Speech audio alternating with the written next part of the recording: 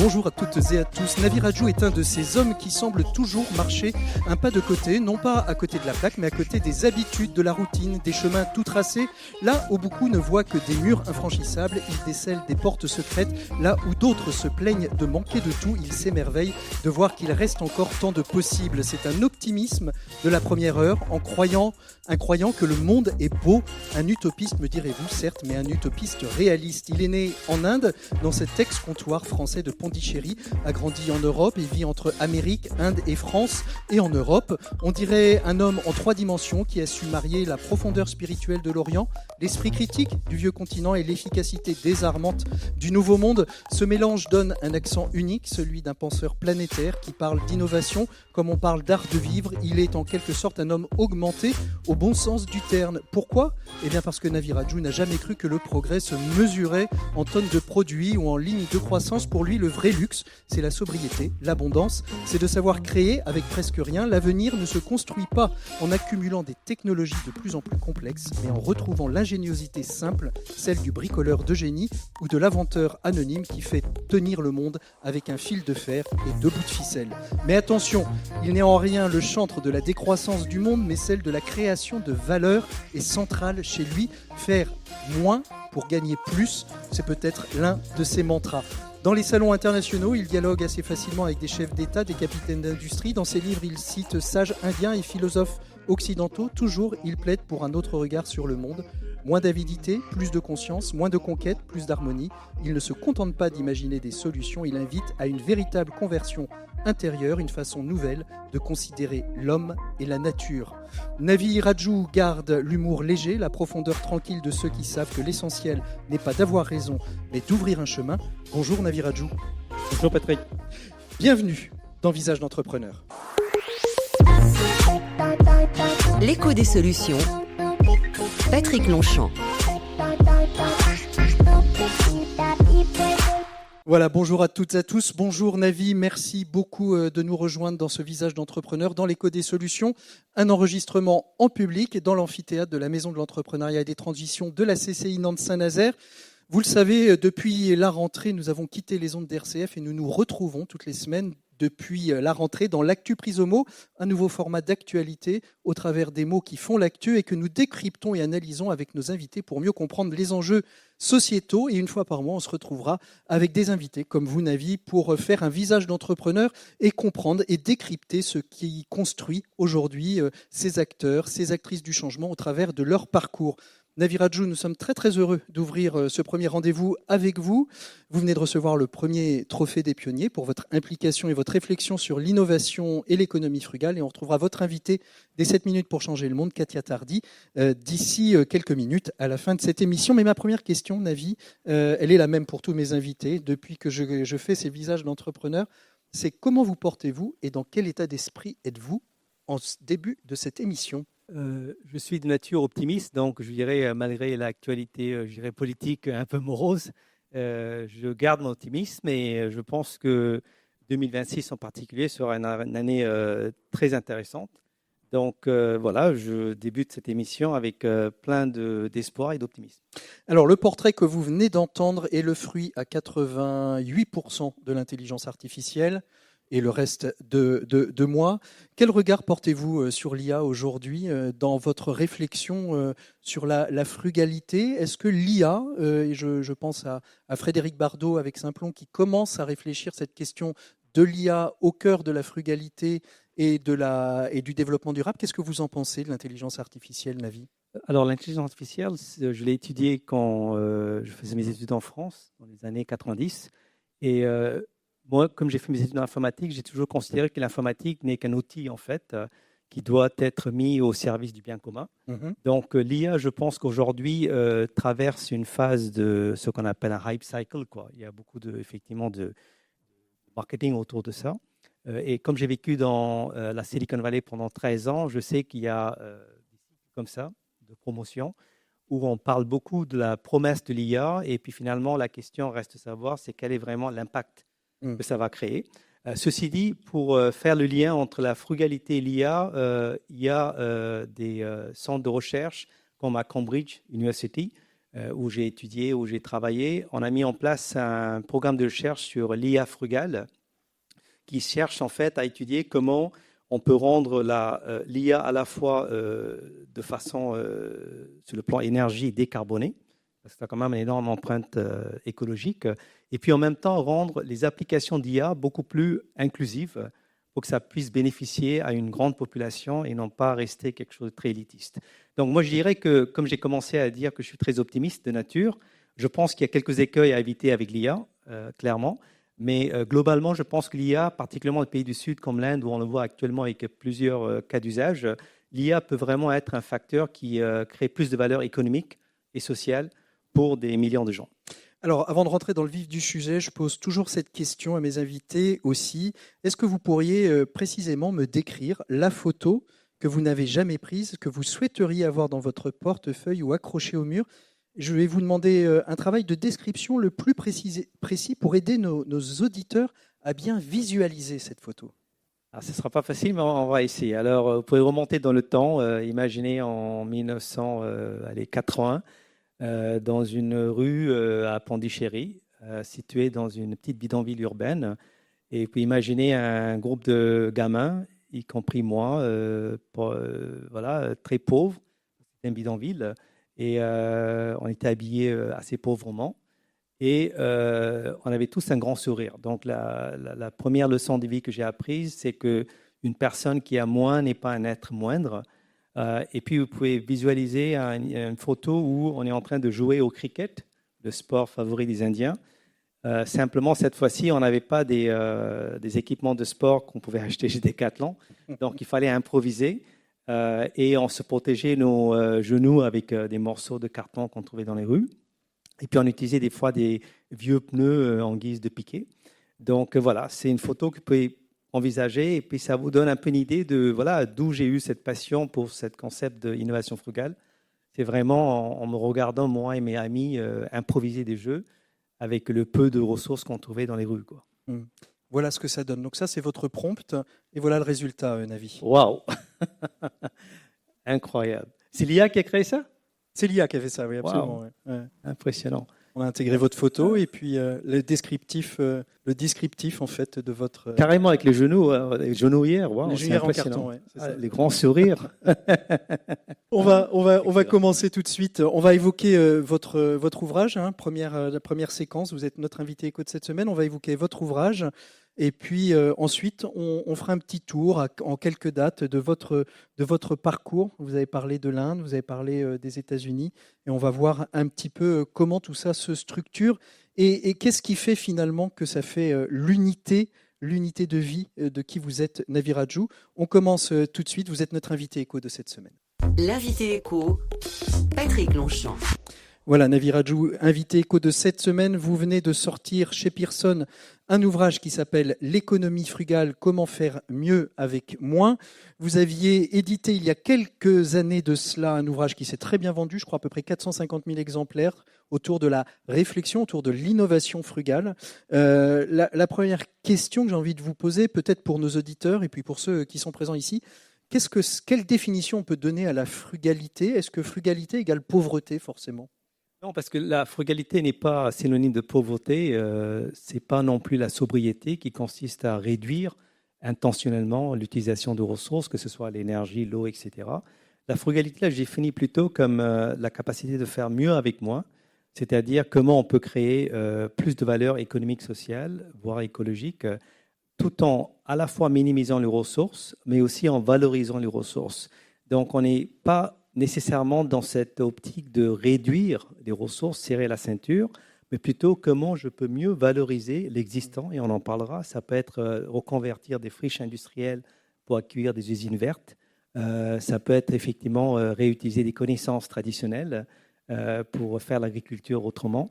Donc l'objectif ici, c'est de faire mieux avec moi, c'est-à-dire comment je peux créer plus d'impact en optimisant et valorisant les ressources physiques et matérielles dont je dispose. Et quel pas vous faites entre le premier ouvrage, l'innovation frugale, Et ce nouvel ouvrage, l'économie frugale, parce qu'on peut avoir le sentiment que quand on fait de l'innovation frugale, on va créer un business model vertueux dans l'entreprise et quelque part travailler à l'économie frugale. Qu'est-ce qui fait que ce deuxième ouvrage, l'économie frugale, apporte un pas de plus à votre réflexion ? C'est très simple. Dans le monde économique, il y a 3 mondes. Il y a la macroéconomie qui s'intéresse à l'économie nationale des pays. Et c'est là qu'on parle de PIB national, on parle de dette publique. Donc tout ça, c'est du ressort de la macroéconomie. Et puis il y a la microéconomie où on s'intéresse aux acteurs économiques comme les consommateurs et les producteurs. Et c'est là qu'on étudie les entreprises. Et donc l'innovation frugale, c'est vraiment comment aider les entreprises à devenir frugales en leur donnant des outils comme l'éco-conception, etc., pour qu'elles puissent effectivement optimiser leur performance et leur durabilité. Et puis, il y a la macroéconomie que moi, je dirais, je ne suis pas un expert dedans. Et puis, justement, en 2022-2023, j'ai eu le plaisir de faire un tour de France, en commençant par Nantes d'ailleurs, où je suis venu en fait identifier des entrepreneurs locaux comme Katia et Andy Gaspi qui sont présents ici. Et c'est là que j'ai découvert qu'il y a un troisième monde économique qui est peu connu, qu'on appelle la mésoéconomie. Et d'ailleurs, il y a un nouveau livre qui vient de sortir dans l'édition Duno, que vous pouvez consulter. Alors, mésoéconomie se porte sur la dynamique des réseaux économiques et des écosystèmes au sein des territoires. Et donc, j'ai réalisé que finalement, qu'en France, peut-être que la situation macroéconomique se détériore, ou du moins c'est ce qu'on croit savoir quand on regarde les médias nationaux. Mais il y a une deuxième dynamique qui est en cours actuellement, qui est beaucoup plus inspirante, qui est vraiment la mésoéconomie, c'est-à-dire comment les territoires sont en train de se renouveler, se revitaliser et mener des transitions systémiques en appliquant justement la frugalité. Et c'est là que j'ai décidé justement de passer 2 ans à identifier les études de cas.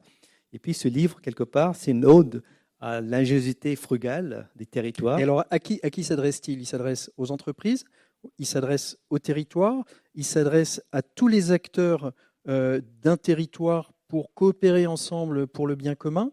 À qui s'adresse ce livre ? Est-ce que, quand vous l'avez écrit, vous aviez qui en tête ?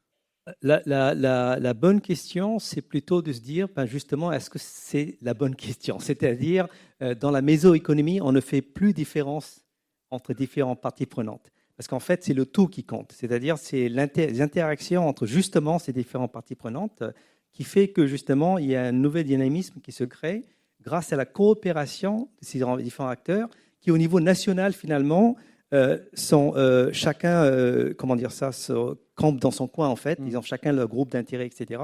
Ils ne coopèrent pas suffisamment. Et ce qu'on voit au niveau territorial, c'est que ces différents acteurs, entreprises, associations, collectivités locales, collaborent ensemble pour justement donner une nouvelle impulsion. Par exemple, le tissu économique.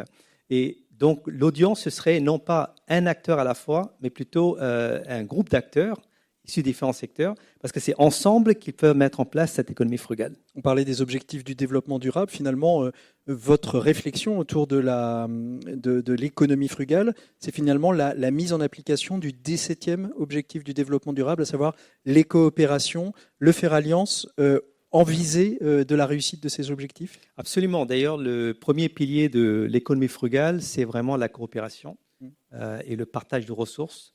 D'ailleurs, le 17e ODD, c'est un peu le socle et l'accélérateur pour pouvoir atteindre les 16 autres ODD. Et c'est souvent mal compris et sous-valorisé, mais je suis d'accord avec vous, c'est qu'effectivement, c'est à travers la coopération entre justement les 3 grandes parties, donc secteur privé, secteur public et société civile. C'est là qu'on va pouvoir justement construire cette économie frugale, que je rappelle encore une fois, n'est pas une utopie, et je crois que les auditeurs doivent le réaliser, c'est qu'en fait, ce livre utilise 100 exemples concrets dans les territoires pour montrer que finalement, cette économie frugale ou ces économies frugales sont déjà en train d'émerger dans le territoire, mais qui ne sont pas médiatisées au niveau national. Alors, vous dites dans votre livre, une économie frugale vise à élargir la conscience humaine et à créer simultanément plus de valeur économique, sociale et écologique, tout en optimisant intelligemment l'utilisation des ressources. On a le sentiment qu'il y a une forme de triptyque pour vous dans l'économie frugale. Vous me disiez même en préparant cet échange, une forme de trinité pour pouvoir poser justement ce concept et le rendre pertinent et efficient. Oui, parce qu'en fait, le développement durable, malheureusement, c'est beaucoup focalisé sur l'aspect écologique, la planète.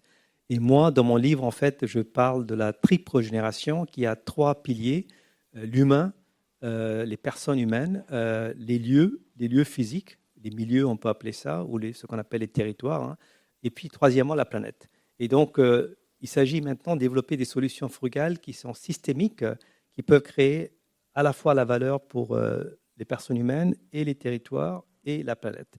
Et quelques exemples concrets de ça, ce serait, alors déjà, Katia va en parler, hein, c'est-à-dire ce qu'elle fait avec la biscuiterie Andy Gaspi, Quignon, c'est effectivement concilier l'inclusion humaine, l'inclusion des personnes en difficulté et la lutte contre le gaspillage alimentaire. Et je pense que déjà, on voit qu'il y a un tandem, il y a 2 objectifs qui sont atteints en même temps.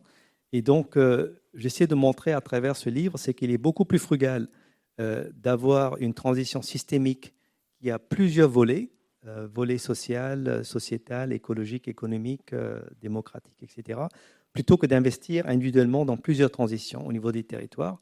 Et donc, effectivement, l'idée, c'est de dire qu'il est beaucoup plus frugal d'avoir une approche holistique pour justement créer plus de valeur à la fois pour les personnes humaines et les lieux physiques et la planète de manière synergique. On vit un moment de polycrise, hein, crise économique, crise écologique, crise sociale, crise géopolitique. Et pour vous, est-ce que c'est finalement cette polycrise est un terrain fertile pour faire émerger justement de nouveaux modèles ? Absolument. D'ailleurs, si vous regardez l'histoire des crises, alors remontant pas trop dans le temps, mais si vous vous rappelez 2008 et 2009, c'était la grande récession. Et c'est durant cette période que naît l'économie collaborative, l'économie de partage, par exemple. C'est aussi là que naît l'économie de proximité. Donc, de la même façon, je pense que la polycrise d'aujourd'hui va en fait faire naître de nouveaux modèles économiques, mais aussi de nouvelles configurations de coopération entre différents acteurs.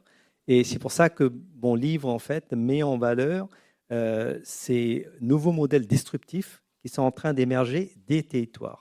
Et je répète ça, parce que ça veut dire qu'il y a aussi une pluralité, une diversité de modèles. Ce n'est pas un modèle unique qui va émerger pour la polycrise. Pourquoi ? Parce que la polycrise va affecter chaque territoire différemment. Donc, chaque territoire va répondre à la polycrise différemment en valorisant les ressources uniques qui existent au sein du territoire. Et c'est ça que je célèbre dans ce livre, c'est aussi la diversité des approches utilisées par différents territoires en France et en Europe pour justement développer des solutions personnalisées, adaptées à la polycrise, voilà, en valorisant les ressources locales. Et alors, si je vous entends bien, sur la frugalité, on le positionne où aujourd'hui ? Est-ce que c'est finalement l'évolution ultime du capitalisme ou est-ce que c'est quelque chose de nouveau dans la conceptualisation ? Est-ce que c'est quelque chose de nouveau ? Est-ce que c'est l'aboutissement du capitalisme ou peut-être tout simplement aussi l'aboutissement du socialisme ? Mais où est-ce qu'on place en fait cette économie frugale ? C'est-à-dire que moi j'essaie de faire une forme de synthèse de la frugalité telle que pratiquée dans le monde capitaliste depuis un moment, c'est-à-dire consiste à faire plus avec moins, ça existe depuis longtemps, c'est-à-dire c'est la quête de l'efficience. Moi je viens plutôt de cette optique qu'il faut intégrer cette quête d'efficience. Parce qu'on a quand même tu parlais de la polycrise, hein, donc il faut développer des solutions rapidement et peut-être à une échelle importante. Donc la valeur de l'efficience, je la reconnais. Et en même temps, s'assurer que cette quête de performance ne laisse pas les gens de côté, ni ne crée des externalités négatives sur le plan social et écologique. C'est pour ça qu'on parle de faire mieux avec moins. Donc effectivement, c'est pratiquer la frugalité avec un esprit entrepreneurial, capitaliste, parce qu'il faut aussi associer de la rentabilité quand on lance des entreprises dans ce domaine.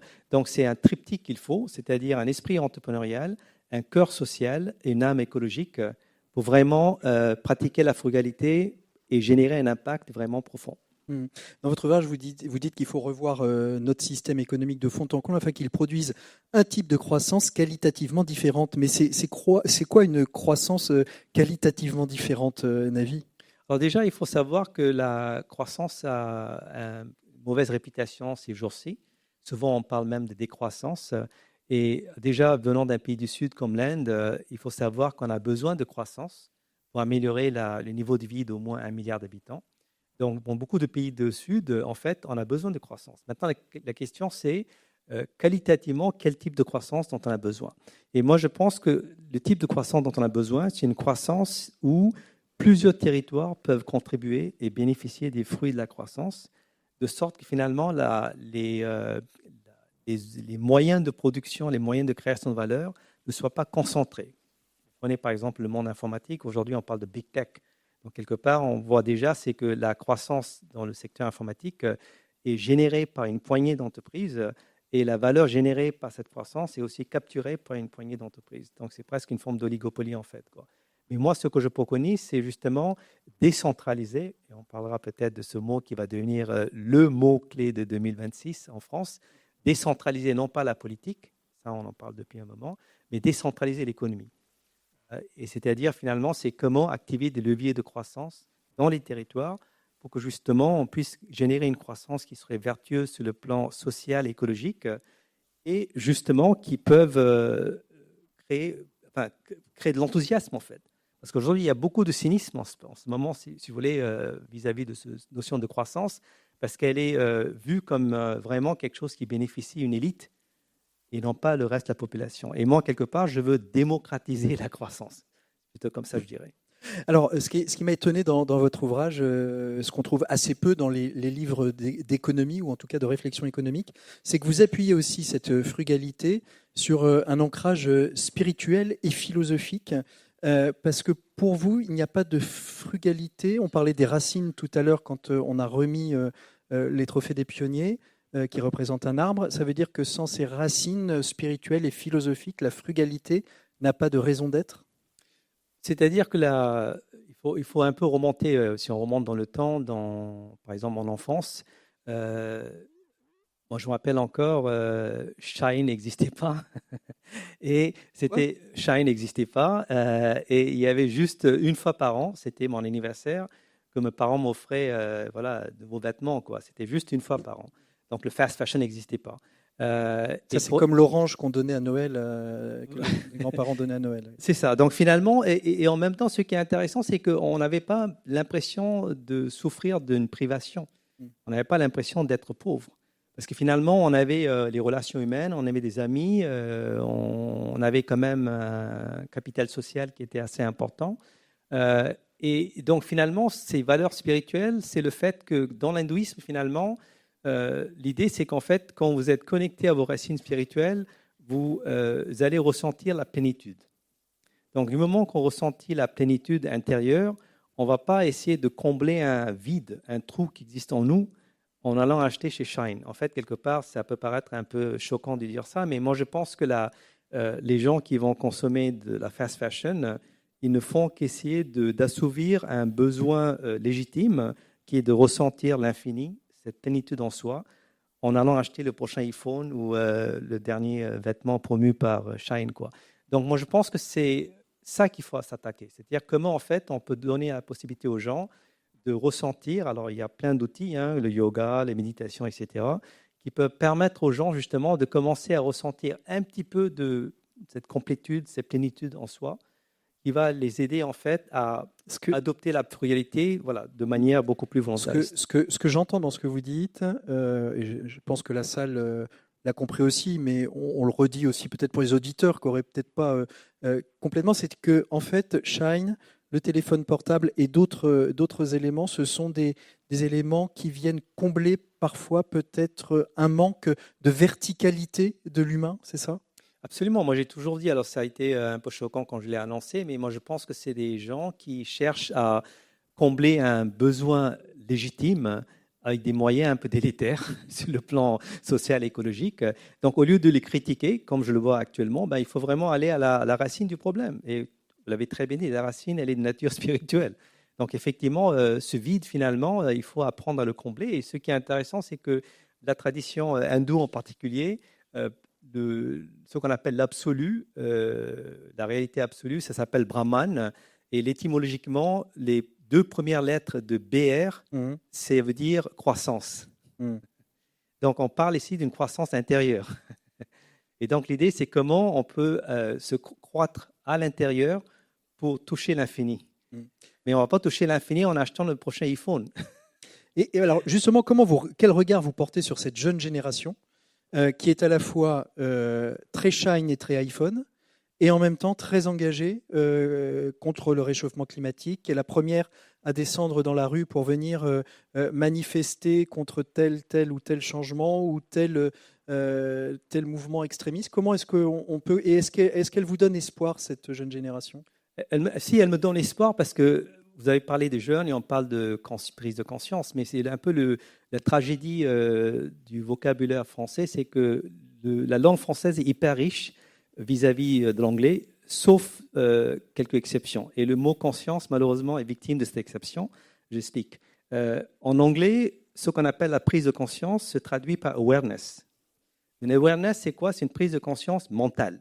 Donc, voilà, les entreprises, on pratique ce qu'on appelle la fresque du climat, qui les sensibilise au changement climatique. Donc, finalement, c'est-à-dire que mentalement, donc c'est une prise de conscience mentale où intellectuellement, je comprends, je réalise intellectuellement qu'est-ce qui se passe dans le monde. Mais il y a deux autres volets de la conscience qui sont très importantes dans les traditions orientales. C'est la conscience ressentante. C'est-à-dire que chaque cellule de mon corps ressent viscéralement ce que souffre l'Amazonie quand un arbre est coupé. Okay? Donc ça, c'est une forme de conscience cosmique, si tu veux. Et puis ensuite, il y a une troisième conscience qui est plus importante, c'est la conscience agissante. Et en France, comme on intellectualise beaucoup, on est OK sur la partie conscience mentale, apprenante, mais ensuite, la conscience ressentante et la conscience agissante, il y a encore des lacunes. Donc les jeunes, par exemple, ils sont très développés dans leur conscience, dans ce qu'on appelle l'acuité, c'est-à-dire la compréhension du problème, mais de traduire ça en acte, ben là, il y a un décalage. Parce que justement, dans le triptyque, il faut vraiment que la conscience ressentante soit activée. Et c'est là, je pense, qu'il y a des outils où, justement, par exemple, on peut les amener visiter justement des endroits qui sont vraiment victimes, des îles qui vont subir qui vont être victimes, en fait, la montée des océans, par exemple. On peut les amener dans des forêts qui sont décimées par... Voilà. Et c'est là, je pense, que le cœur va être activé. Donc, finalement, c'est un triptyque entre l'esprit, le cœur et les mains, le corps, dont on a besoin pour vraiment changer la donne. Alors, on va clore cette réflexion autour de votre ouvrage. Je rappelle aux auditeurs que le 15 octobre, vous intervenez au cœur d'un dossier publié par Oui Demain, dans lequel justement on va parler des territoires et vous allez apporter votre pierre à l'édifice de cette réflexion qu'on a eue finalement à l'instant. Merci beaucoup Navi Radjou. Je vous propose qu'on fasse une petite respiration musicale. Une petite respiration musicale autour d'un compositeur que j'ai découvert il y a très très peu de temps, grâce à une personne qui est présente dans cette salle, un auteur que vous connaissez peut-être. Si je vous dis Moondog, est-ce que ça vous dit quelque chose? Pas vraiment. Moondog est un compositeur aveugle, poète, nomade, qui a marqué New York dans les années 50 et 60. De son vrai nom, il s'appelait Louis Thomas Hardin. Il a parcouru les routes des États-Unis avant de s'installer sur la 6e avenue, vêtu d'un manteau, d'un casque de viking, devenant une figure légendaire de la ville, et son apparence singulière cachait un immense esprit curieux, nourri de voyages, de rencontres, ouvert à bien des rythmes. Il a écrit des centaines d'albums enregistrés soit dans la rue, soit avec des gens, soit avec des instruments qu'il a inventés. Je vous propose d'écouter une petite compilation de Moondog. Vous allez voir, c'est très très très divers. Et je vous propose d'écouter ça et on se retrouve après pour faire votre parcours et votre portrait, Navi Radjou.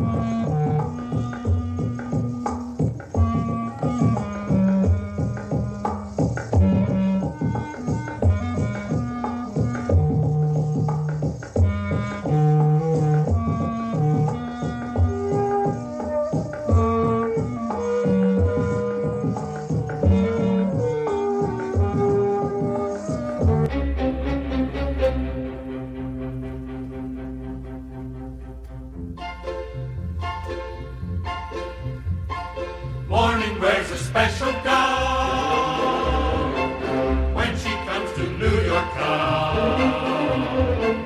Morning wears a party dress, especially to impress the restless ones that live in Greenwich Village.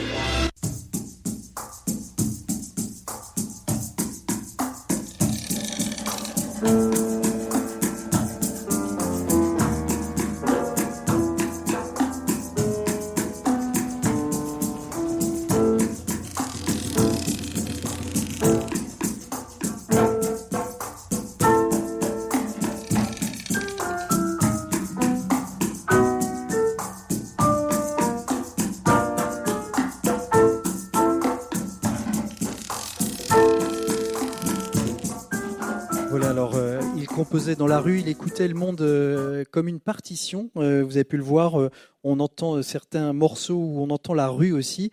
Quelque part, c'est de la frugalité musicale. Vous connaissiez Moondog? Pas du tout. Non, pas du tout. Par contre, je Comment vous regardais les réagissez? photos, mais Ouais. le 6e avenue, j'ai vécu là-bas, donc je reconnais Vous vraiment. êtes mort quand vous y aviez Voilà, vécu. c'est impressionnant. C'est très belle photo et la musique aussi a été très très impressionnante. Une influence aussi un peu orientale hein, dans Moondog. Je vous propose, Navi, que maintenant on continue avec vous pour faire votre parcours et votre portrait. L'écho des solutions. Le portrait. Voilà, on va faire votre portrait. Alors, dès le départ, on va prendre de manière assez chronologique. Hein. Dès le départ, vous nous avez dit, vous nous avez parlé de l'enfance, de la rue, de l'Inde, de la pauvreté. Vous pouvez dire que vous étiez un enfant pauvre. Vous venez d'où, Navi Raju? Parce que en regardant votre biographie, j'ai vu que vous étiez issu plutôt d'une famille d'officiers, de sous-officiers, en tout cas du membre de votre père était officier de marine, Marine nationale. marine nationale. Vous vous considériez comme pauvre parce que quand on vous a demandé de décrire la photo, vous avez parlé de pauvreté. Oui, parce qu'en fait, nous, on était, on peut appeler ça classe moyenne. Hein. Mon papa, il était un retraité militaire et après avoir servi plus de 20 ans dans la marine nationale. On était 7 enfants dans la famille. Et, par contre, notre maison était située dans une bidonville. Donc, tous mes amis, en fait, habitaient dans des logis qui étaient en paille, souvent. Et puis, moi, je me rappelle, la maison où on habitait, finalement, c'était une toute petite maison où on était 9 à dormir ensemble dans une petite chambre. Donc, 9 dans la petite chambre. En petite chambre. Donc, c'était la frugalité. C'est plus que la frugalité, là. Hein. C'est des marchands de sommeil. Ça vous apprend à être tolérant, effectivement. Voilà. Et donc, la vie collective, je l'ai connue assez tôt. Donc, oui, nous, économiquement, on était assez bien financièrement. Mais mon papa, il était quelqu'un de très, très frugal parce qu'il venait d'un petit village. C'est pour ça que je faisais référence au fait que ne nous achetait jamais de jouets, jamais de vêtements, sauf une fois par an. On n'avait qu'un petit vélo pour aller à l'école tous les jours. Voilà, jamais eu de moto, encore moins de voiture, etc. Et à ce jour, j'ai toujours pas de voiture. Donc, quelque part, oui, c'était une frugalité, mais c'était une frugalité heureuse. Alors, qu'est-ce que vous gardez de cette enfance? Le mot de la joie est apparu dans votre ouvrage, à la fin de votre ouvrage. Vous dites que vous avez plutôt eu une enfance heureuse, une enfance joyeuse. C'est quoi l'enfance? Comment vous la décririez au-delà de ce que vous nous avez dit à l'instant? C'était une enfance, je dirais, il y a 2 mots qui qualifieraient, c'était l'insouciance et l'innocence. Parce qu'effectivement, c'était une enfance où j'avais beaucoup d'amis, on avait toujours des trucs à faire, on allait voir des films ensemble, on allait au bord de la mer, et donc il y avait ces plaisirs simples. Donc il y a cette simplicité de la vie qui m'a beaucoup marqué, cette insouciance, parce que finalement, je commençais pas à me soucier de quel est le prochain livre que je vais écrire. Ce qui m'intéressait quand j'étais adolescent, c'était plus les filles que les livres. Et puis voilà, troisièmement, c'était aussi cette amitié qui m'a beaucoup marqué. Et c'est quelque chose qui me manque parce que voilà, en tant que penseur, c'est quand même une vie assez solitaire. Donc quasiment 95% des amis d'enfance, je n'ai jamais gardé contact avec eux. Donc oui, quelque part, c'est un peu, oui, on peut dire une forme d'âge d'or. Et qui sont vos héros à l'époque? Héros que vous avez peut-être au mur de votre chambre, dans votre bibliothèque, ou simplement peut-être autour de la table familiale? En fait, mes héros, en fait, c'était pas souvent dans les livres que j'ai trouvés, mais dans les films, parce que j'étais un grand fan des films tamoul, qui est ma langue natale. Bollywood. Hein? Les Bollywood. Alors, il y a Bollywood, ça vient de Bombay. Ouais. Et les films, alors, il y a plusieurs bouts. Hein. Il y a Bollywood, il y a Mollywood qui est de Kerala. Et nous, le Tamil Nadu, c'est le Kollywood. Et puis, il y a deux grands acteurs qu'on connaissait dans notre génération. Ils sont toujours encore vivants, Kamal Haasan et Rajinikanth. Et souvent, c'était des films d'action. Ouais. Donc, j'allais voir ces films d'action et je m'identifiais avec des héros qui allaient sauver le monde, quoi. Voilà. À quel moment vous quittez l'Inde? C'est pour les études supérieures? Vous êtes plutôt un bon élève d'ailleurs avant de partir en études supérieures? J'étais un excellent élève et c'est vrai que ça, c'est un domaine qui m'a toujours, en fait, qui s'est passé. C'est qu'en 1989, j'avais quitté l'Inde et je suis venu faire mes études supérieures en France. J'ai fait un BTS, ensuite une licence, une maîtrise, avant de finir avec un master à l'école centrale en 95. Donc, en termes d'études, effectivement, j'étais très passionné par l'informatique, mais aussi l'économie. Et puis, en 95, j'ai ressenti le besoin d'aller explorer le monde. Et j'avais le choix entre aller faire un séjour en Norvège ou alors au Canada. J'ai choisi le Canada. Et c'est là que j'ai découvert le multiculturalisme. Parce que j'ai fait un stage à IBM au Canada, c'était exactement il y a 30 ans, et mon équipe, il y avait 17 nationalités, et c'est là que j'ai découvert le multiculturalisme. Et quand vous arrivez à faire des études, alors vous avez grandi à Pondichéry, on le disait dans l'introduction, un ex-comptoir français, donc et puis votre père était dans la Marine nationale. Quand vous arrivez, vous êtes doté de cette double culture déjà, indienne et française. Quand vous arrivez pour faire des études universitaires en France, est-ce que vous sentez déjà, vous, un décalage dans la manière peut-être d'appréhender la réflexion et peut-être de prendre en compte la pensée qu'on vous donne? Je vais offrir une réponse un peu nuancée en faisant d'abord une confession. C'est qu'en fait, quand j'étais au lycée à Pondichéry, je maîtrisais très mal le français. Parce qu'il y a une petite intuition dans ma tête qui disait le français, c'est une langue excellente, que j'appréciais beaucoup, mais c'est l'anglais qui va être le passeport pour réussir à l'international. Donc, je passais autant de temps à maîtriser l'anglais que le français. Et c'est uniquement quand je suis venu faire mes études supérieures en France que j'ai commencé à vraiment maîtriser, parce qu'on était une immersion totale, donc ça m'a permis d'améliorer le français. Et puis, tout en faisant mes études en France, j'avais quand même cette faim, cette soif de comprendre ce qui se passe dans le monde. Donc, j'étais très intéressé par Time Magazine, Newsweek, que je lisais pendant que je faisais mes études en France. Donc, quelque part, ça m'a aidé en fait à relativiser tout ce que je trouvais en France en me disant, effectivement, il se passe des trucs incroyables en France, mais l'exceptionnalisme français n'est pas unique. Il y a d'autres exceptionnalismes dans d'autres pays et j'avais envie de découvrir. C'est pour ça qu'en 1995, après mes études, j'ai quitté la France pour aller justement et découvrir les bonnes pratiques qui existent dans d'autres cultures. Alors, la question dans cette période de découverte de la frugalité, quelle est la première fois que vous prenez conscience que vous allez faire quelque chose de frugal et pas simplement faire ce que vous faites au quotidien sans l'avoir analysé? Vous vous dites, tiens, là, je rentre dans la question de la frugalité. C'est à quel moment exactement? Est-ce qu'il y a un moment d'ailleurs? Oui, il y a un moment, et c'est un moment traumatique que je crois qu'en France, je ne l'ai jamais partagé, donc je vais le faire avec vous. Mais en fait, en 1998, je suis venu aux États-Unis pour faire un MBA à l'université de Yale, à New Haven. Et malheureusement, je n'avais pas suffisamment d'argent pour payer mes frais de scolarité. Donc, après le premier trimestre, je n'avais plus suffisamment d'argent pour financer les trimestres restants. Et donc, j'ai dû couper mes dépenses radicalement, vivre frugalement. Et ça veut dire concrètement réduire mes dépenses en alimentation. Et comme je ne pouvais pas avoir un repas complet, chaud, c'était en l'hiver, New Haven, c'est très froid, hein, moins 5 degrés. Tout ce que je pouvais trouver, c'était un commerce du coin où ils vendaient des bananes pour pas cher. Et donc, pendant 3-4 mois, je survivais avec des bananes. Je ne sais toujours pas comment j'ai survécu, mais peut-être j'étais jeune, hein, donc j'étais plus résilient. Donc, quelque part, la frugalité, elle était un peu subie déjà. Et pourtant, ça ne m'empêchait pas de commencer à réfléchir à qu'est-ce que je veux faire aux États-Unis. Et donc, c'est là que j'ai compris que la frugalité peut aussi être une source en fait, d'émancipation. Parce qu'en fait, ça vous donne cette résilience de dire je vais m'en sortir, quoi. Je vais en fait trouver une solution pérenne à cette crise actuelle. Et quand j'ai été forcé de quitter le programme après la première année de mes études là-bas, j'ai fait mon mieux. J'avais que 4 semaines. Et à l'actualité, ce qui se fait aux États-Unis, c'est très intéressant parce qu'en fait, votre visa expire dès que vous arrêtez vos études, quoi. Donc, j'avais 2 semaines pour trouver un boulot aux États-Unis. Et donc, j'ai candidaté à gauche et à droite et j'ai trouvé un boulot à Boston comme analyste.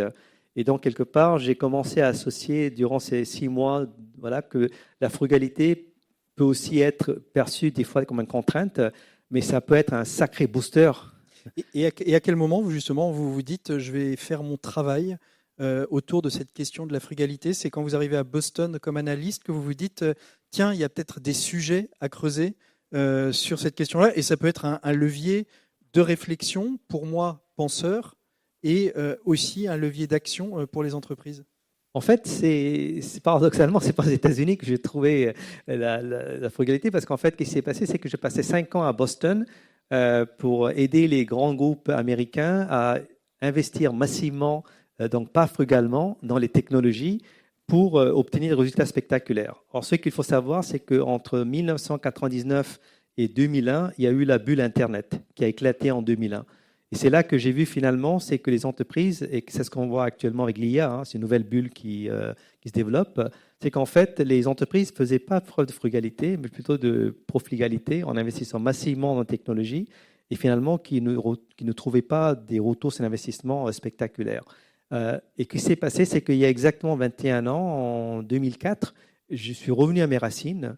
Donc, je suis revenu en Inde et j'ai commencé à étudier comment les entreprises informatiques en Inde qui faisait la sous-traitance informatique pour les entreprises occidentales, appliquer cet esprit ingénieux pour développer des solutions frugales qui, des fois, coûtaient 5-10 fois moins cher que ce qui aurait coûté si on avait développé en Europe, et pourtant étaient d'une qualité comparable.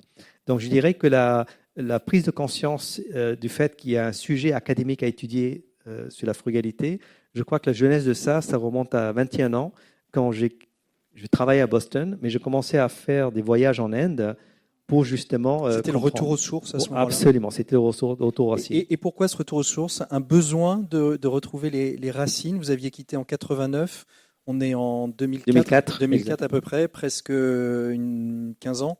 Éloigné de votre terre de Pondichéry. Et il y avait un vrai besoin à ce moment-là de retrouver les racines. Est-ce que c'est parce que vous étiez perdu, parce qu'il y avait le mal du pays, tout simplement? En fait, c'était plus que ça. C'est qu'en fait, oublions pas qu'en 2004, la Chine était devenue très populaire. Hein. On parlait justement, la Chine va transformer. Elle est déjà, la Chine. Elle est déjà, voilà, 2000. Elle est déjà populaire. Voilà, 1999, on commençait à parler beaucoup de la Chine. Mais l'Inde était occultée par la Chine, parce que c'était la Chine qui monopolisait tous les médias occidentaux. Mais moi, je savais que l'Inde avait des compétences, particulièrement informatiques, qui valaient d'être mieux connues en Occident.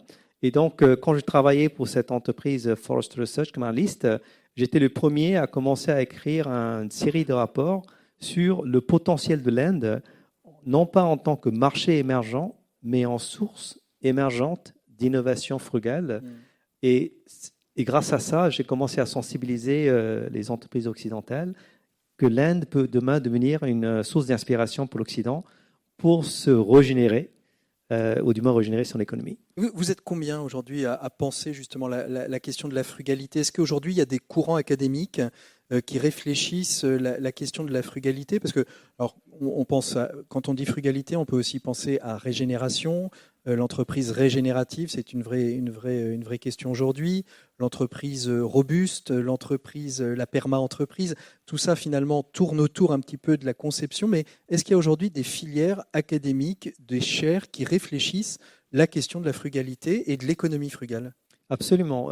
Déjà, pour commencer, les 2 universités de réputation en Angleterre, Cambridge University, où j'ai mis en place un centre de recherche sur l'Inde et la globalisation, étudie maintenant l'innovation frugale de manière systématique depuis maintenant 15 ans. De même, à Oxford University, il y a 3-4 chercheurs qui étudient l'innovation frugale. Imperial College à Londres aussi des études, cette fois-ci focalisées sur la santé, parce que le premier secteur en Occident qui va bénéficier de l'innovation frugale, c'est le secteur de santé. Donc, Imperial College Londres étudie ça. Et puis, je dirais, en France, il y a une chaire d'innovation frugale qui a été mise en place à AgroParisTech. Et puis, il y a, surtout en Allemagne, il y a beaucoup d'intérêt pour le sujet de l'innovation frugale, particulièrement pour aider les Mittelstand, les PME ETI allemandes dans les territoires, pour pouvoir utiliser l'innovation frugale pour contrecarrer la rivalité des Chinois. Et puis finalement, aux États-Unis, il y a aussi des centres de recherche comme Santa Clara University à Silicon Valley qui étudient l'innovation frugale, non pas pour aider les pays du Sud, mais trouver des solutions frugales pour les sans-abri, par exemple, à San Francisco. Donc cette fois-ci, on voit que l'innovation frugale peut aussi être appliquée en Occident. Et on place où Mohamed Younous, prix Nobel d'économie et de la paix d'ailleurs, dans cette économie frugale? Absolument, c'est aussi un pionnier qui a appliqué la frugalité, non pas à des produits ou services particuliers, mais plutôt à des modèles économiques, comme la microfinance. Mais il faut savoir qu'il a aussi montré la frugalité dans un domaine particulier où ils ont fait un partenariat avec l'entreprise Danone, et c'est au Bangladesh qu'avec l'entreprise de Mohamed Younous qu'ils ont testé des micro-usines qui peuvent produire des produits laitiers à petite échelle. Je le mentionne parce que dans l'économie frugale, le deuxième pilier de l'économie frugale, c'est la production décentralisée avec des micro-usines. Donc, ça ne m'étonnerait pas si demain Danone, et je ne peux pas en dire plus, ne peut pas importer ce concept. On a un scoop là. Il est possible.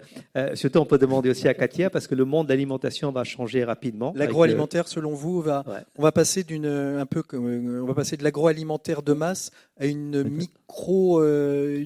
micro-usines, micro-entreprises d'agroalimentaire. Absolument. Déjà, le cas, donner exemple, en Inde, par exemple, il y a une entreprise qui s'appelle Lumas, qui a développé des nano-usines qui peuvent fabriquer des produits alimentaires ou cosmétiques ou des vitamines de façon personnalisée en utilisant des ressources locales. Donc, c'est vraiment une forme de production distribuée ou une économie de proximité qu'on commence à voir se développer. Donc, une des grandes dates, on l'a vu, de 1998 à 2004, c'est la période américaine avec ce traumatisme, mais qui quelque part est aussi un levier, une opportunité pour vous de commencer à développer la pensée frugale. Et 2004, c'est le burn-out. Qu'est-ce qui se passe 2004-2007? Alors, c'est vrai que 2005, j'ai commencé à avoir des symptômes particuliers. Je maigrissais rapidement, je souffrais d'insomnie, je ne comprenais pas ce qui se passait. Et puis en 2007, effectivement, j'ai eu un gros burn-out et j'ai dû arrêter mon travail pendant 1 an. Et c'était aussi mon éveil spirituel. Parce que quelque part, je reviens un peu aux racines spirituelles que j'ai totalement délaissées à ce moment-là. Parce que je suis venu en Occident, je suis venu en Europe, d'abord en France, ensuite aux États-Unis. Et puis en 2007, il y a eu une espèce de crise spirituelle. Et finalement, ce qui m'a sauvé, c'est 2 choses. Le Ayurveda, qui est la médecine traditionnelle indienne, on parle de régénération, justement, c'est la science de la régénération. Littéralement, Ayurveda veut dire la science de la revitalisation ou la régénération. Donc, j'ai fait une cure d'Ayurveda pendant 3 semaines qui m'a revitalisé de manière cellulaire. Donc, physiquement, ça m'a régénéré.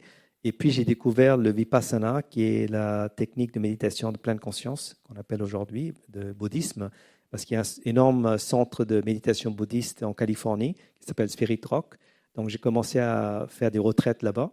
Donc, c'est ça qui m'a permis en fait de reconnecter avec mes racines spirituelles, mais à travers des pratiques, des exercices spirituels concrets. Et il vient d'où ce burn-out à ce moment-là, Navi Raju? Je crois que le burn-out venait du fait que j'ai un peu, j'ai délaissé un peu mes racines culturelles.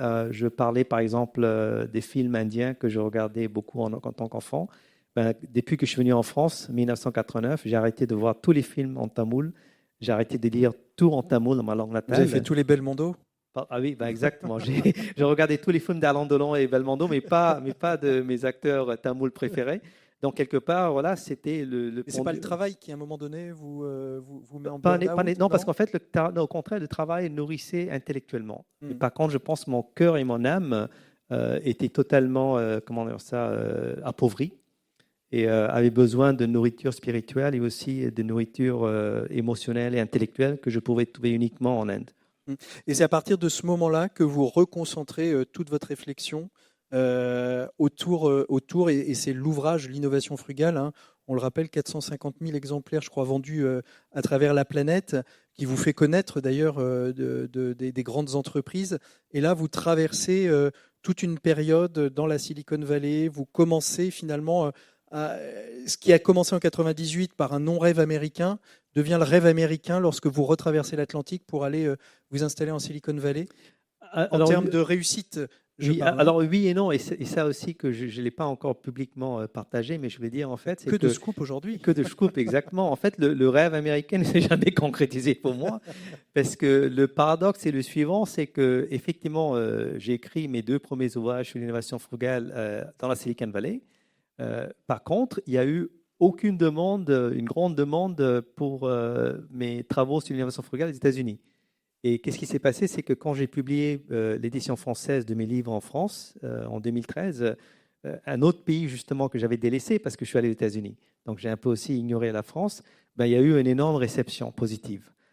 Et c'était très intéressant parce que ce même pays que je pensais qui était un peu fermé culturellement à des concepts exotiques, comme le Jugaad, qui est le mot hindi pour l'innovation frugale, paradoxalement, c'est ce pays-là, la France, qui a été le plus réceptif. Et donc, je faisais la navette, littéralement un avion de 12 heures tous les trimestres entre Silicon Valley pas très frugal, France. Ça, pas très frugal, je sais. Et surtout sur le plan physique aussi, c'était hyper taxant.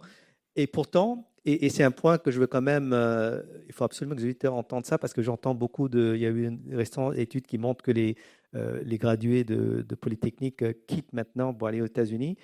En fait, moi, j'étais farouchement convaincu que c'est l'Europe qui va être en fait l'épicentre de l'innovation frugale en Occident. Et donc, et en même temps, c'était un côté paradoxal parce que j'étais convaincu que voilà, mon destinée était aux États-Unis. Et puis finalement, il s'est passé un truc incroyable quand en 2019, je me suis déprogrammé et je me suis dit, mais arrête de croire en cette idée que l'Amérique est vraiment supérieure à l'Europe, parce qu'au fond de moi, j'étais convaincu de ça.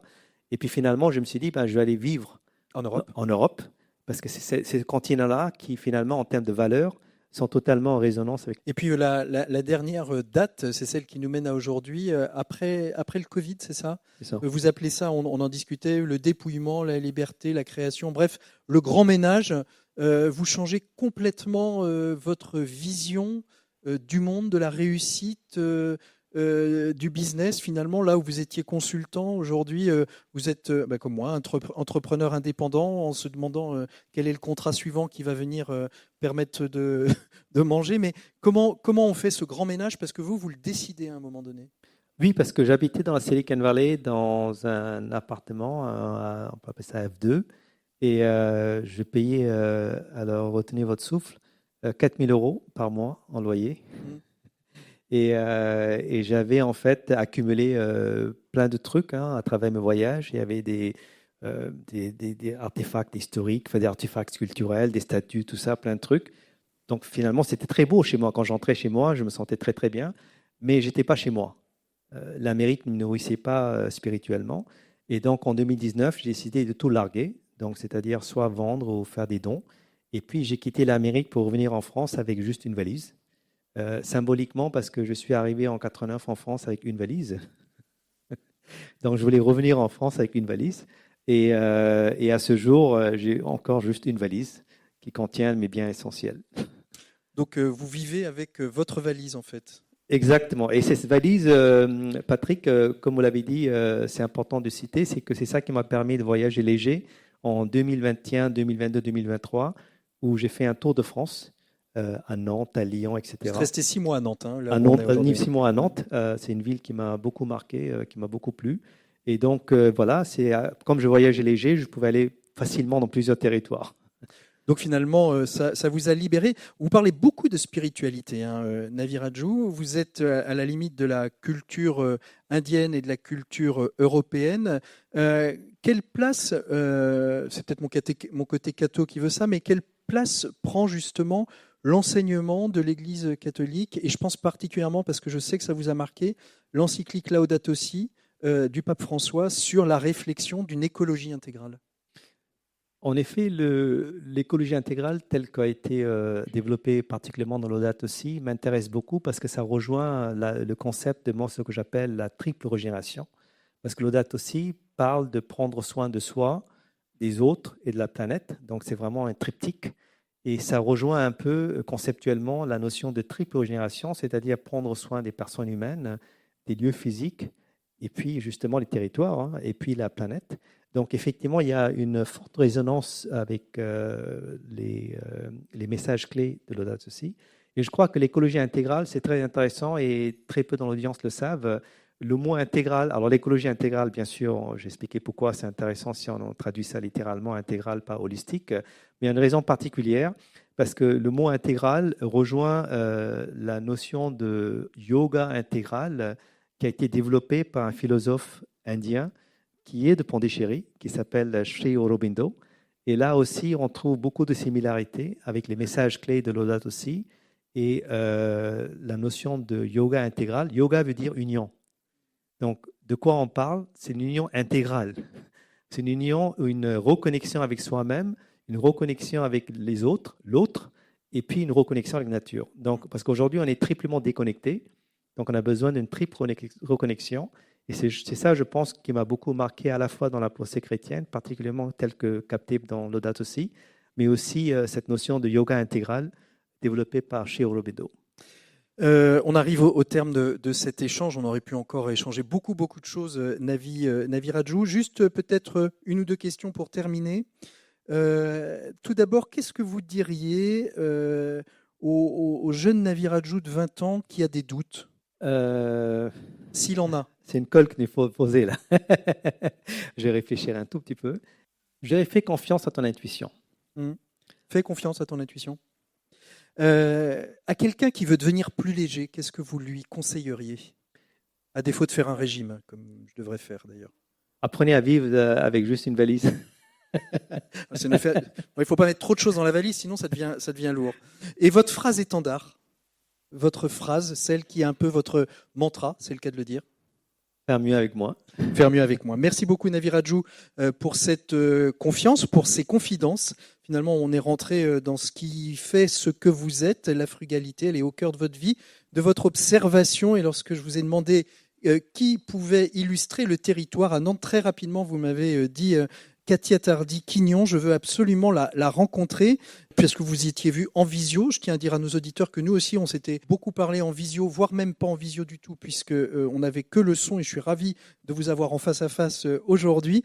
Je vous demande, Navi, de nous expliquer pourquoi Katia, mais c'est vraiment, ça a été Quignon, ça a été presque une évidence pour vous quand je vous ai demandé qui pour l'inviter des 7 minutes pour changer le monde. Oui, parce qu'en fait, Katia et ses cofondatrices démontrent en fait cette pensée systémique, une approche systémique qui consiste à résoudre deux problèmes en même temps, qui est l'exclusion sociale des personnes handicapées et le gaspillage alimentaire. Et en France, on parle beaucoup de pensée globale, hein, Edgar Morin, la pensée systémique, mais on ne l'applique pas. Mais en fait, c'est Quignon qui montre en fait comment appliquer la pensée systémique pour trouver une solution intégrale qui répond à plusieurs problématiques en même temps. Dont celle du territoire. On fait une micro-pause et on accueille tout de suite, sous vos applaudissements bien sûr, Katia Tardy de Quignon. 7 minutes pour changer le monde, l'écho des solutions. Katia, prenez donc un micro qui est devant vous, normalement il fonctionne. Et s'il ne fonctionne pas, il y a peut-être un petit bouton à pousser. Non, ça fonctionne, c'est parfait. Katia, alors vous avez été la grande oreille, la grande oreille de Navi Raju. Qu'est-ce qui vous a marqué dans cet échange avec Navi? Alors déjà, je suis vraiment flattée qu'il ait pensé à nous. C'est vrai que ça fait plusieurs années qu'on échangeait en visio et il a parlé de nous dans son ancien livre. On était vraiment honorés avec les filles parce qu'on venait de démarrer l'aventure et qu'il ait identifié notre solution. Nous, on n'a pas intellectualisé toute l'approche. Maintenant, je comprends qu'on a été frugal, je comprends qu'on a fait plein de choses, mais nous, on l'a pas intellectualisé.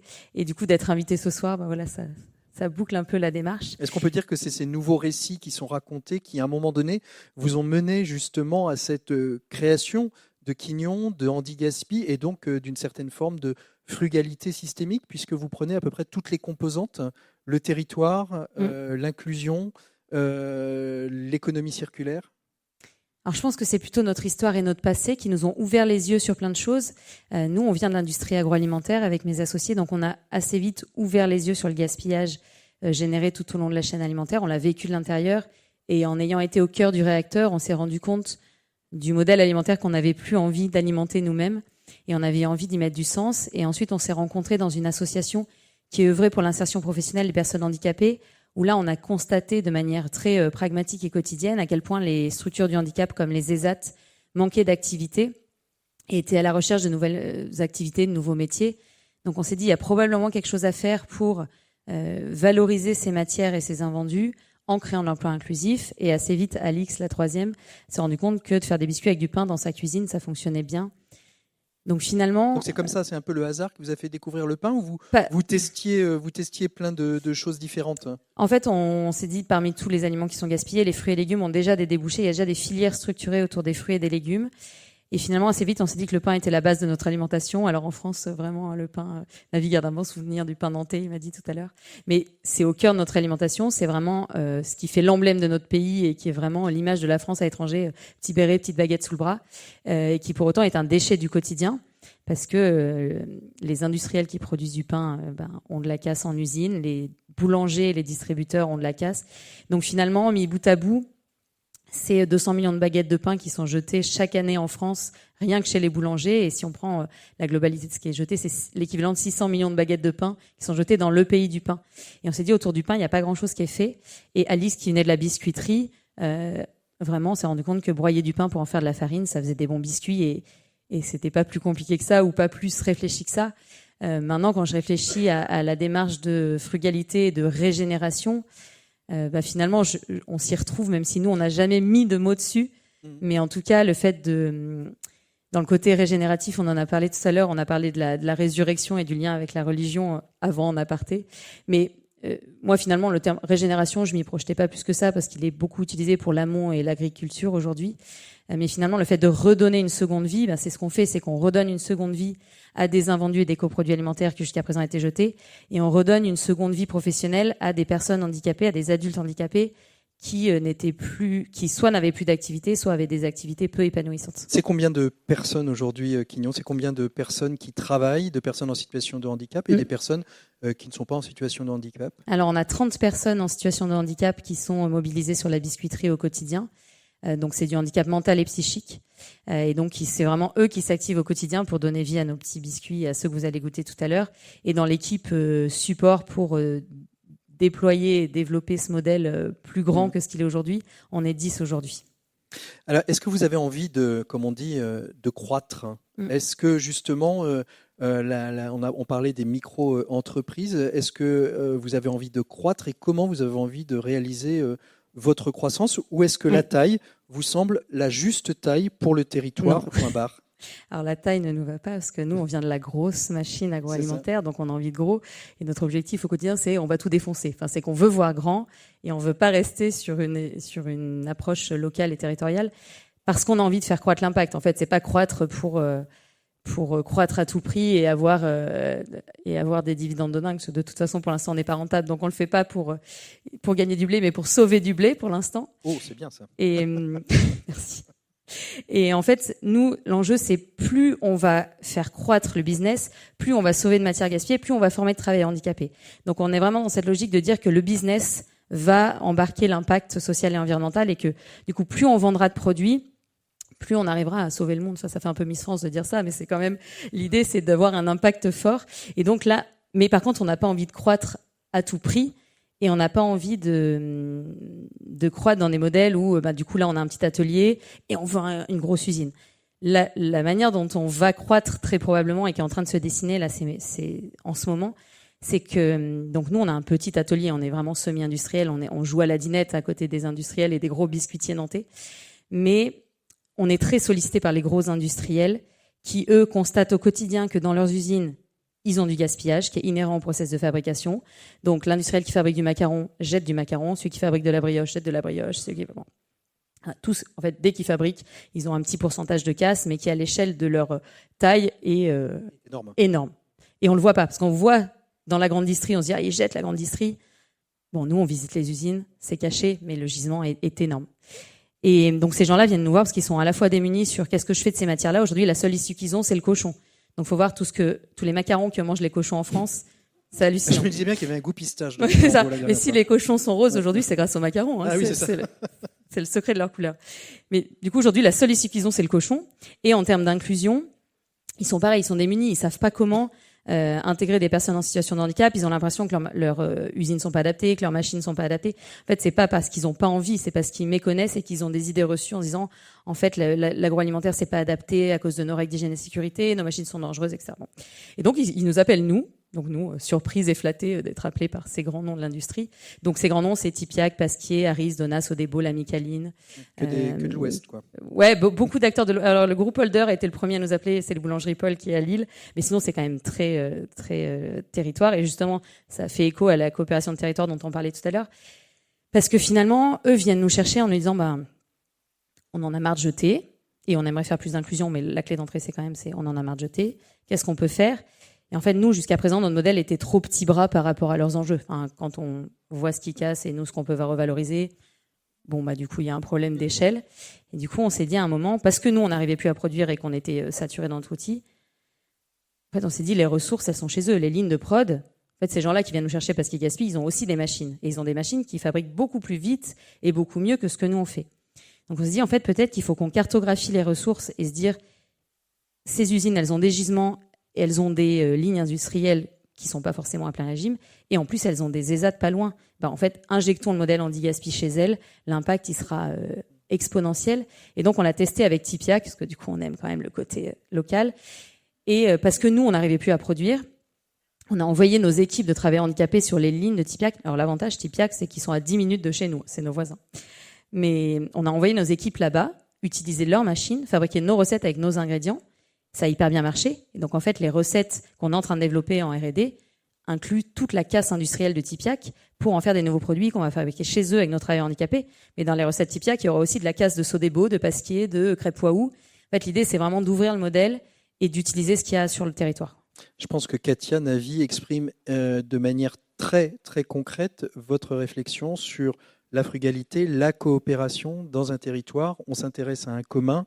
Le commun, c'est notre territoire, c'est les personnes en situation de handicap, c'est les déchets alimentaires pour créer finalement une coopération avec des usines qui n'avaient peut-être pas identifié comment elles pouvaient finalement créer de la valeur. Et comme vous le dites, hein, Katia, les usines, elles ne fonctionnent pas à plein à 100% tout le temps. Donc finalement, toutes ces usines, quand elles fonctionnent à 100%, elles créent de la valeur aussi pour l'usine. Hein. Navi. Non, je pense que c'est exactement ça. Et ce qui me fascine en écoutant Katia, c'est que Kignan, en fait, incarne plusieurs bonnes pratiques. Et je crois que beaucoup d'écoles de gestion doivent venir et faire des études de cas sur vous. Je vais juste citer deux qui m'intéressent beaucoup en ce moment. C'est qu'en fait, elles montrent aussi, et vous avez dit tout à l'heure que le français, des fois, est pauvre vis-à-vis de l'anglais. Mais il y a un mot en anglais qu'on n'utilise pas, mais qui existe en français, c'est le mot valoriser. Donc, ce qu'elle explique, c'est valoriser, en fait, les matières, donc les invendus alimentaires, c'est vrai, mais aussi comment valoriser les compétences humaines qui sont dévalorisées pour les personnes handicapées. Donc, c'est vraiment une très bonne pratique sur comment valoriser des ressources physiques immatérielles qui existent au sein d'un territoire. Et la meilleure façon de valoriser ces ressources-là, c'est en les mutualisant et les partageant. Et c'est là que le deuxième bonne pratique, et je crois que vous allez être fiers en Pays de la Loire, c'est que là où j'ai découvert cette notion de mutualisation, de partage de compétences, justement, c'était ici, parce que c'était durant Covid où une entreprise située à Angers, qui s'appelle Call Me Open, qui est un fabricant de masques, a emprunté temporairement des experts de Scania, qui étaient situés à 10 minutes de chez eux, qui avaient des compétences industrielles, qui les a permis de reconfigurer l'usine en juste un week-end. C'était en mars 2020. Et on rappelle la galère qu'on avait pour trouver des masques. C'est grâce à ce partage de compétences que ça a été possible. Donc franchement, ce que Kignan est en train de faire, enfin déjà fait, mais qui va faire dans les années à venir, c'est vraiment, oui, c'est une parfaite illustration de tous les principes d'économie frugale. Merci beaucoup, Katia, d'avoir été notre invitée de ces 7 minutes pour changer le monde. On va conclure, restez avec nous, Katia, pour terminer cette émission. On va conclure avec vous, Navi. Je pose toujours la même question à mes invités à la fin de cette émission. La première, c'est comment allez-vous ? au début de cette émission. Comment allez-vous à la fin de cette émission ? Je me sens, j'ai commencé à dire au départ, j'étais très optimiste. Là, je suis encore plus optimiste, surtout après avoir écouté Katia, qui me donne toujours des ailes chaque fois qu'elle me raconte un peu la nouvelle itération de son modèle économique. Merci beaucoup Navi Radjou, merci beaucoup à vous toutes et à vous tous d'avoir été présents déjà dans cette salle. Merci aux auditeurs qui nous écoutent. Je rappelle à nos auditeurs qu'il y a donc une longue interview et un gros dossier qui paraît chez Oui Demain le 15 octobre prochain, qu'on peut se procurer votre livre Une économie frugale, faire mieux avec moins aux éditions Pearson.